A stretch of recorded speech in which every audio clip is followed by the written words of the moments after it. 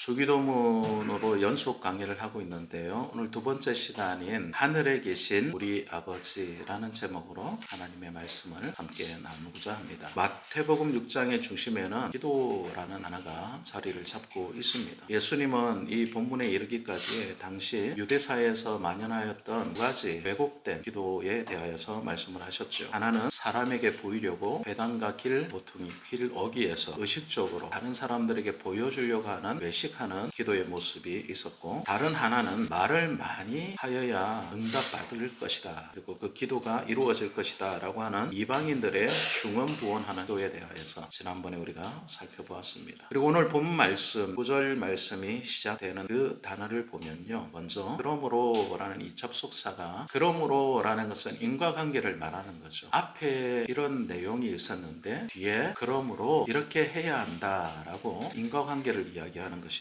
근데 여기는 어떻게 보면 반전을 이야기하고 있습니다. 앞의 내용과는 다른 내용이어야 한다라고 요청하고 있는 거죠. 기도할 때에 중언부언하는 기도, 외식하는 기도, 그런 기도와는 다른 기도를 할 수 있어야 된다라고 예수님께서 지금 말씀하고 있는 것입니다. 그리고 예수님께 우리가 배운 기도라고 할 수 있는 이 주기도문이 실상 우리가 날마다 주문해 오듯이 하는 기도이지만 얼마나 중요하고 의미 있고 또 올바른 기도인지를 우리가 잘 알아야 합니다. 만약 이 내용을 우리가 잘 모르고 있다면 기도를 할 때마다 우리는 계속 기도의 방향성을 놓쳐버리게 되기 때문입니다. 오늘 예수님께서 그러므로 라는 말씀을 하시고 나서 무엇을 제시하시느냐, 기도란 이런 것이다 라고 이렇게 이제 말씀하고 계십니다. 우리는 기도할 때 보통 어떻게 시작합니까? 하나님 나를 좀 도와주세요, 내 문제가 이겁니다, 문제 좀 해결해 주세요 라고 이렇게 보통 기도하지, 그렇죠? 우리는 항상 상황과 조건을 가지고 하나님 앞에 나와서 그 문제나 그 어려운 것이 지나갈 수 있게 위하여서 간구하는 기도에 익숙합니다. 물론 이 기도가 나쁜 기도다라고 말씀드리는 것은 아닙니다. 필요에 의해서 우리는 하나님께 간구해야 됩니다. 하나님이 문제가 해결될 수 있도록 해주세요 라고 기도할 수 있어야 되죠. 근데 더 중요한 것은 이 기도 전에 우리가 어떤 기도의 방향성이 있어야 되느냐라는 것이 더 중요한 거예요. 문제 해결을 위한 기도냐라고 한다면 예수님께서 이 주기도문을 우리에게 말씀하실 때 너희는 이렇게 기도하라 라고 말씀하지 않고 뭐라고 말씀하셨을까요? 너희는 이렇게 구해야 응답 받을 거야 라고 말씀하셨을 거예요. 그런데 예수님은 너희가 이렇게 구해야 된다 말씀하지 않고 이렇게 기도해라 라고 말씀하셨다라는 거예요. 그럼 우리가 문제 해결을 위하여서 하나님께 기도하는 것보다 중요한 것이 있다라는 것을 예수님께서 지금 말씀하고 있는 것입니다. 예수님은 필요에 대한 요청을 우리에게 더 중요한 것이라 말씀하지 않고 하나님의 이름을 먼저 부르는 것이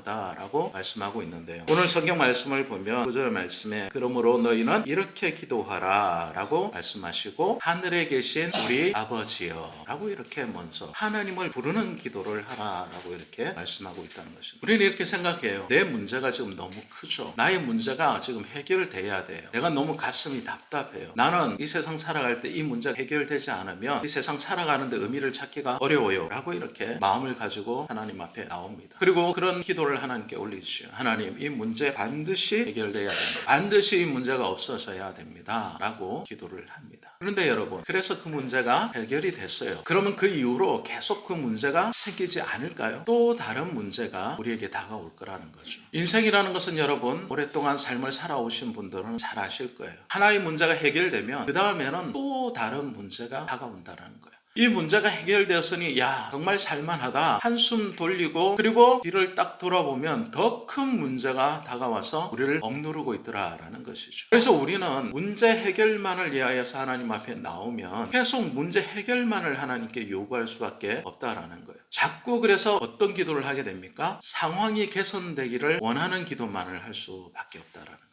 제가 그래서 기도하는 것은 문제 해결에 초점을 맞추기보다 어디에 초점을 맞춰야 된다라고 말씀드렸습니까? 관계에 초점을 맞춰야 된다 말씀드렸습니다. 하나님과의 관계가 개선되는 게 기도의 목적입니다. 내가 하나님을 더 깊이 알아가고 하나님의 뜻이 무엇인지 내가 알아가는 시간이 기도의 시간이 되어야 한다라는 거죠. 여러분들 이런 거죠. 자녀들이 어릴 때 보면 엄마 아빠에게 와서 늘 하는 말이 뭡니까? 엄마 이거 주세요, 저거 해주세요, 이게 필요해요 라고 이렇게 요청하지 않습니까? 그런데 그 아이들이 철이 들고 나이가 들어서 이제 부모의 정도 나이가 되면 어떤 마음을 갖습니까? 뭔가를 달라고 하기 전에 부모님이 나에게 원하는 마음이 무엇인가를 먼저 살필 수 있는 마음이 생기게 된다라는 겁니다. 그런 것들을 우리는 철이 들었다라고 이야기를 합니다. 철이 들었다라는 것은 부모의 마음을 이해하게 되었다, 똑같은 상황으로 그의 삶이 성숙하게 되었다라고 이렇게 표현할 수 있는 겁니다.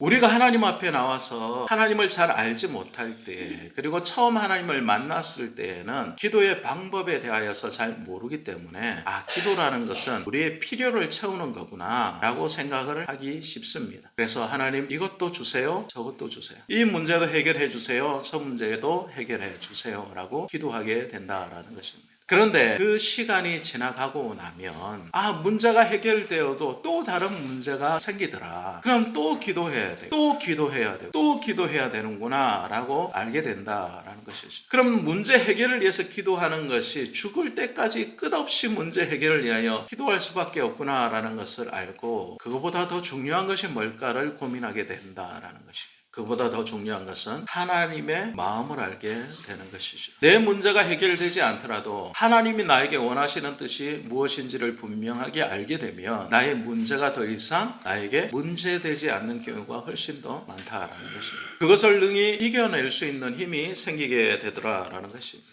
그래서 예수님께서 주기도문에 대하여 처음 말씀하시기에 너희는 이렇게 기도하라, 너희는 이렇게 구하라 말씀하지 않고 너희는 이렇게 기도하라 라고 말씀하시고, 제일 먼저 하늘에 계신 아버지를 부르라 말씀하시고 계시다는 것입니다. 하늘에 계신 아버지, 이것은 우리에게 있어서 참 중요한 단어입니다. 구약에 나오는 이스라엘 백성들에게 있어서 하나님은 아주 무서운 심판자로, 그리고 두려움과 경외감을 느낄 수밖에 없는 정말 멀리 계신 하나님으로 느껴집니다. 그런데 예수님의 구속 사역을 통하여서 우리는 하나님을 아버지라고 부를 수 있는 은혜를 받게 되었다라는 것입니다. 이것을 우리는 양자됨의 은혜다라고 이렇게 표현할 수 있습니다. 구약 성경에서는 아버지라고 부르는 구절들이 몇 군데 있습니다. 신명기 32장이나 이사야 63장에 보면 하나님을 아버지라 표현합니다. 그렇지만 그것은 개인의 아버지의 호칭이 아니라 국가와 민족을 향한 그 언약적인 호칭에 국한되는 경우가 많았다라는 것입니다. 그런데 신약에 넘어오면 예수님께서는 아버지라고 이렇게 본인도 그렇게 부르시고 우리에게도 아버지라고 부를 수 있는 구원의 길을 허락해 주셨다라는 거죠. 그래서 심지어 아바 아버지라 부르느니라 라고 이렇게 말씀하신 바울의 그 구절도 우리가 알고 있죠. 갈라디아서 4장 6절 말씀에 보면 너희가 아들임으로 하나님이 그 아들의 영을 우리 마음 가운데 보내사 아빠 아버지라고 부르느니라. 아바 아버지, 아빠라고 부를 수 있게 되었다라는 겁니다. 이 아빠라는 것은 어린 아이들이 천진난만할 때에 너무나도 친근하게 부를 수 있는 가장 가까운 호칭이다라는 거죠. 우리가 하나님을 부를 때에 하나님을 아빠 아버지라 부를 수 있는 것은 하나님이 우리를 보실 때 우리가 아빠라고 부르는 것 자체만으로도 우리를 보실 때 정말 기뻐 뛰며 즐거워하신다는, 하나님께서 우리를 감격스럽게 보신다는 거예요. 우리의 어떤 생김새의 문제가 아니라 우리의 관계의 깊이 때문에 사랑스러워하신다라는 거예요. 내 자녀가 나의 배에서 나왔기 때문에 그 어미가 그 자녀를 사랑스럽게 여기듯이 하나님께서 우리를 그렇게 친근감 있게 사랑스럽게 우리를 여기고 계신다라는 겁니다. 그래서 우리가 하나님 앞에 나와서 기도할 때 이런 마음이 우리에게도 있어야 되는 거예요. 아빠라고 부를 수 있는 가까운 관계, 아빠라고 부를 수 있는 정말 친근감 있고 사랑스러운 관계가 우리에게 필요하다라는 거예요. 그런데 세월이 지나면 이 관계가 자꾸 어떻게 바뀌죠? 아빠라고 불렀는데 어느 때본가 거리감이 느껴지고 멀어지고 엄격하고, 그리고 또 나에게 뭔가를 분명한 것을 요구하시는 분으로 생각하게 되더라라는 겁니다. 우리가 하나님과의 관계를 맺게 될 때 하나님을 믿었다 하는 것은 아빠의 관계로 지속성 있게 나가는 것이 필요하다는 거예요. 기도할 때마다 우리는 그래서 아빠 저 왔어요 라고 이렇게 친근감 있게 하나님을 부를 수 있는 이 호칭이 우리에게 주어졌다라는 것을 잊지 않으시기를 바랍니다. 예수님께서 이렇게 먼저 말씀하신 거예요. 하늘에 계신 나의 아버지. 여기에 나라는 표현은 없지만 하늘에 계신 우리 아버지라고 이렇게 아버지라고 표현하고 있다는 것이죠. 자, 두 번째 우리가 알아야 될 것은 하나님께서 하늘에 계신 아버지다라는 것입니다. 하늘에 계신 아버지다라는 것은 이렇게 친근감 있기도 하지만 어떻다라는 겁니까? 우리와는 다른 존재시다라는 거예요. 하늘에 계시다라고 이렇게 말할 때 성경의 구약 성경은 대부분 하나님의 초월성에 대하여서 전지전능함에 대하여서 표현할 때 하늘에 계신이라고 말하였다는 것입니다.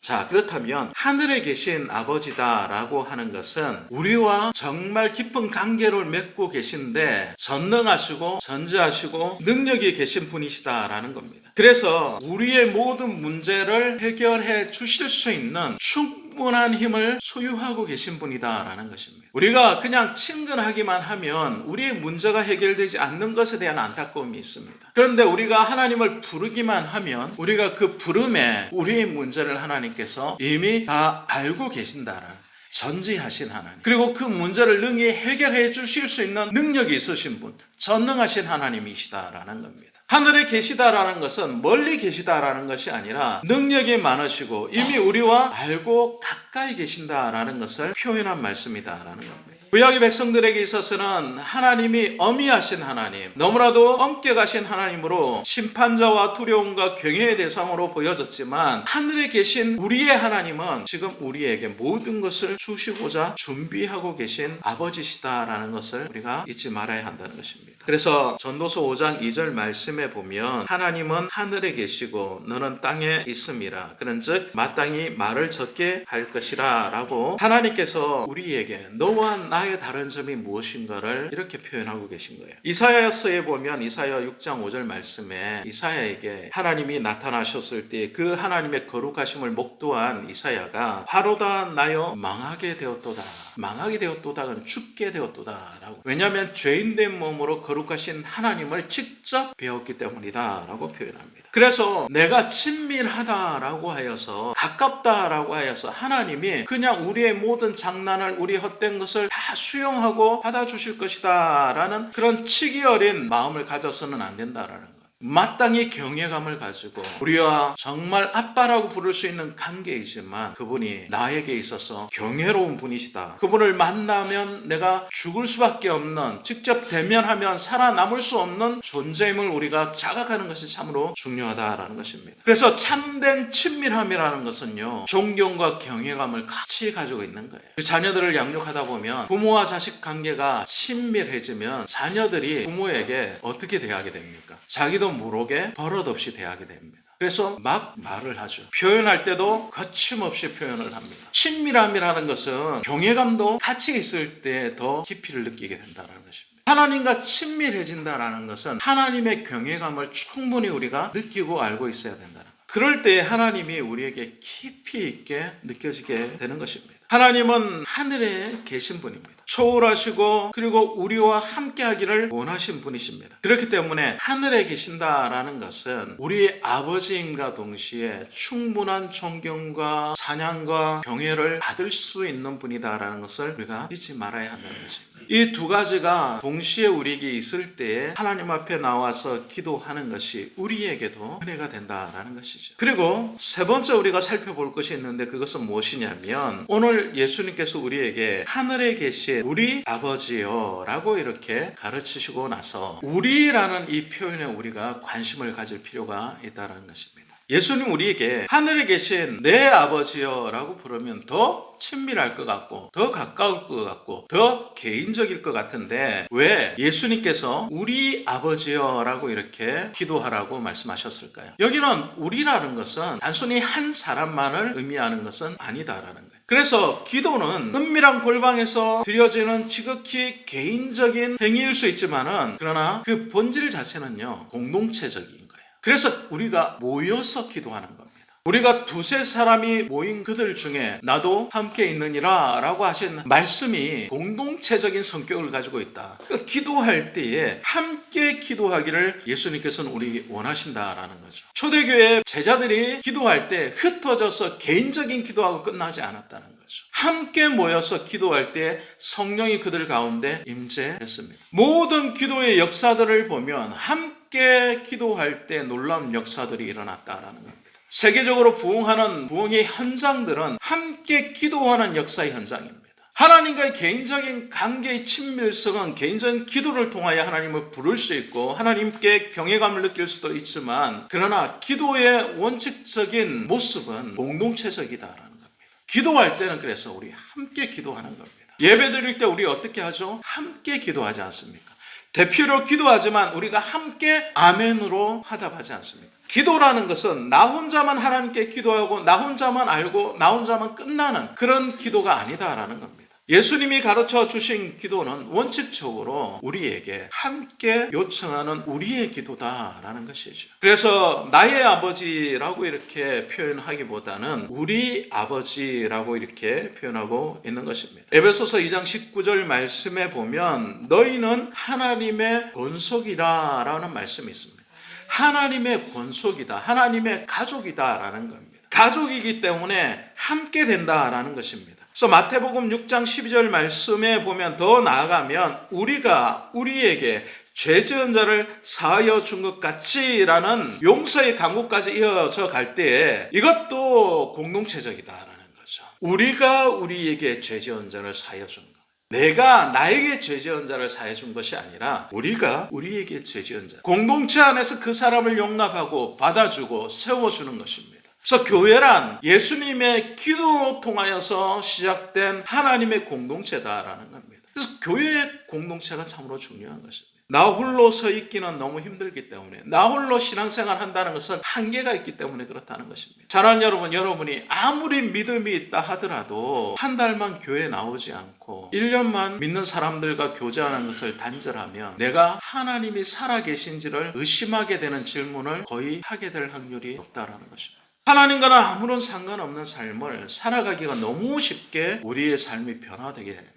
여러분 경험하신 분들도 아마 있을 거예요. 내가 왜 주일날 일주일에 이렇게 힘든 시간을, 귀한 시간을, 직장을 일주일 내내 힘들게 다니다가 하루 쉬는 이 시간을 여기에 굳이 나와서 어려운 주차를 하고 시간을 맞춰서 예배를 드리고 사람들하고 관계를 맺고 밥을 먹고 그리고 돌아가느냐. 나 홀로 있는 것은 믿음을 세우는 데 있어서 가장 취약하기 때문에 그렇다는 것입니다. 혼자 있는 사람은 자기 스스로의 믿음을 지키는데 반드시 한계가 있습니다. 그래서 공동체를 통하여서 우리가 서로 배우고 익히고 격려하고 물론 서로 상처를 주고받기도 하지만 성숙하게 되어져 간다라는 것입니다. 예배를 함께 드리는 것도 믿음이 함께 자라가게 하는 가장 중요한 요소다라는 것입니다. 그래서 예수님께서 우리에게 기도를 가르쳐 주실 때에 하늘에 계신 우리 아버지여라고 공동체를 지금 강조하고 계신 것이죠. 자, 네 번째로 우리가 한번 살펴볼 것은 무엇이냐? 그것은 하늘에 계신 우리 아버지여라고 우리가 하나님을 불렀다면 우리가 해야 될 것이 있다라는 것입니다. 그것은 그분의 이름을 거룩하게 여김을 받기를 기도하는 것입니다. 우리가 이름이 거룩히 여김을 받으시오며 라고 할 때에는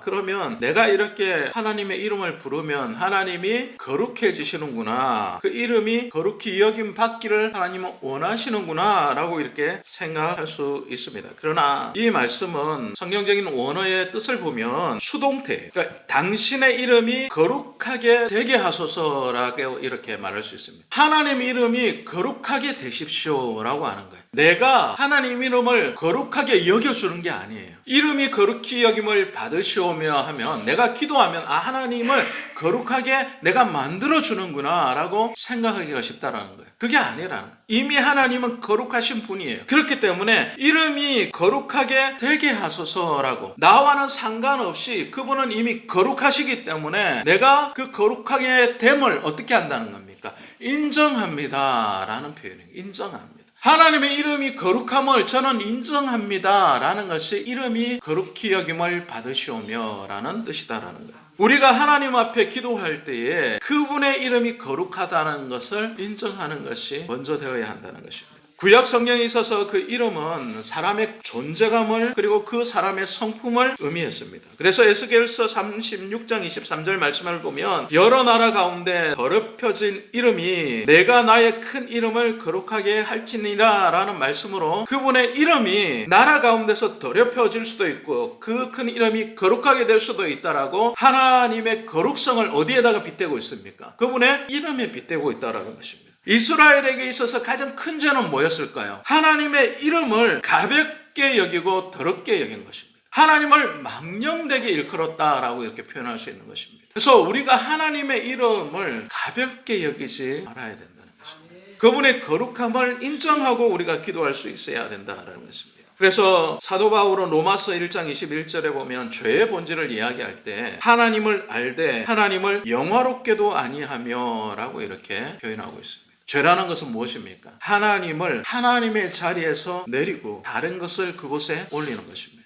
하나님만을 섬겨야 될 사람들이 그 이름을 가볍게 여기고 그 하나님을 끌어내려서 그 자리에 또 다른 것을 올려놓는 겁니다. 그것을 우리는 뭐라고 그러죠? 우상이라고 이야기하는 것입니다. 하나님이 그래서 십계명을 우리에게 말씀하실 때에 제일 먼저 말씀하신 게 뭡니까? 너는 나 외에 다른 신을 섬기지 말라. 내 이름을 망령되이 일컬지 마라. 하나님에 대하여서 첫 번째, 두 번째, 세 번째 계명이 다 하나님의 이름과 관계가 되는 겁니다.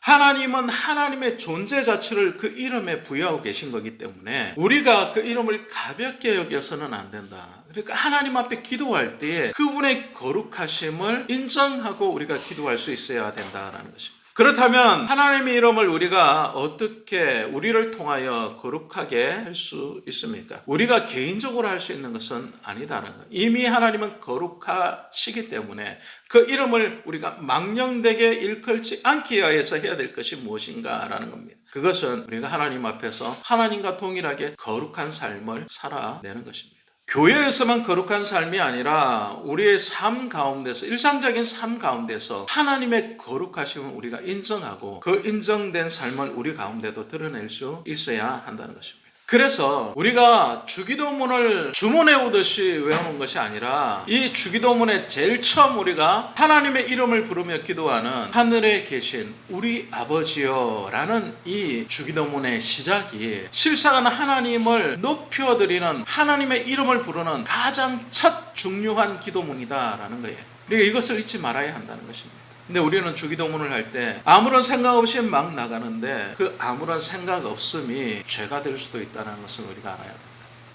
하나님의 이름을 가볍게 여기고 그 이름을 높여드리지 못하는 행태가 우리 가운데 있다면 우리는 이미 하나님 앞에 죄를 짓고 있는 것인지도 모른다는 것입니다. 사랑하는 여러분, 하나님이 거룩하듯이 우리도 거룩한 삶으로 하나님께 그 거룩함의 이름을 높여드릴 수 있어야 될 줄로 믿습니다. 내가 물론 높여드린다고 해서 하나님이 높아지고 내가 하지 않는다고 하나님이 거룩함이 낮아지는 것은 아닙니다. 이미 그분은 거룩하신 분이죠. 그렇다면 우리가 하나님 앞에 나올 때마다 그분의 거룩함을 우리의 입으로 인정할 수 있는 기도를 할 수 있어야 할 것입니다. 말씀을 맺겠습니다. 우리의 기도는 지금 어떻게 흘러가고 있습니까? 하나님 앞에 나왔을 때 마치 행설수설하고 많은 말을 하면 하나님 우리의 기도를 들으시고 우리가 뭔가 있는 듯이 꾸며서 기도하면 하나님이 그 기도에 응답하시는 것처럼 자기 중심적인 기도에 혹시 머물러 있지는 않습니까? 하나님은 우리에게 당신의 이름이 높여지는 것을 지금도 기대하고 계시다라는 것입니다. 기도는 우리가 하나님 앞에 나올 때 하나님 우리를 도와주십시오. 우리의 문제가 해결되게 해주십시오 라고 하기 전에 하나님의 이름을 부르는 것부터 하나님께서 우리에게 요청하고 계시다는 것을 잊지 않아야 할 것입니다. 하늘에 계신 우리 아버지여 라는 것은 나의 개인적인 마음뿐만 아니라 우리 공동체적인 마음도 함께 하나님께 올려서야 한다는 것을 예수님께서 가르쳐 주신 것입니다. 사랑하는 여러분, 기도는 단순하지 않습니다. 예수님께서 가르쳐 주신 기도는 나의 개인적인 욕구만을 해소하기 위한 통로가 아니라는 것입니다. 하나님께 영광 돌리고 나 자신이 하나님 앞에서 거룩함을 유지하고 있는가를 살펴볼 수 있는 가장 기준이 되는 기도가 예수님께서 우리에게 가르쳐 주신 기도다라는 것이죠. 우리의 기도를 다시 한번 점검해 볼 수 있기를 원합니다. 우리가 편지를 보낼 때에 주소를 잘못 쓰면 그 내용이 아무리 좋아도 다른 사람에게 전달될 수밖에 없는 겁니다. 기도를 할 때 우리 마음에 어떤 내용으로 우리 가득 채우고 있다 할지라도 하나님의 이름을 부르지 않고 우리 마음만의 욕구를 채우기 위해서 기도하고 있다면 잘못된 주소로 우리는 기도를 하고 있는 것인지도 모릅니다. 사랑하는 여러분, 오늘 기도를 다시 한 번 더 살펴볼 수 있기를 원합니다. 나는 지금 어떤 기도를 하고 있는가? 나의 문제를 해결하는 데 초점이 맞춰져 있는가? 아니면 하나님의 이름을 거룩히 여기고 있는 기도를 하고 있는가? 나만의 문제를 해결하기 위한 기도를 드리고 있는가? 아니면 우리의 문제를 하나님 앞에 내어놓고 있는가? 내가 하나님과 친밀하다고 하여서 하나님을 너무 가볍게 여기고 있지는 않은가?